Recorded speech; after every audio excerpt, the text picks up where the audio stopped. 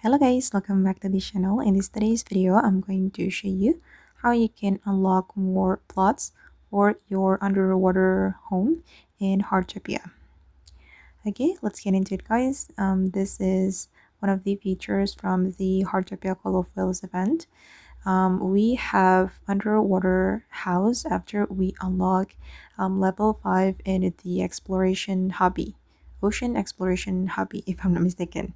Once you reach level 5, you will be able to build a house underwater.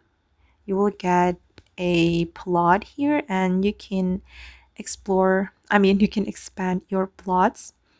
You just need to click on this menu and then you will be able to expand your plot like this.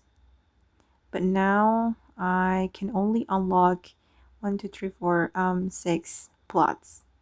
And if we want to unlock more plots, we need to level up our Wellfall Canyon exploration hobby.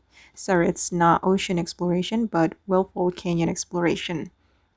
Okay, and you need to buy plot with your golds, just like the plot in our normal house.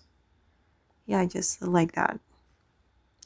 Okay guys, and that's how you can unlock more plots for your underwater home in Heartopia.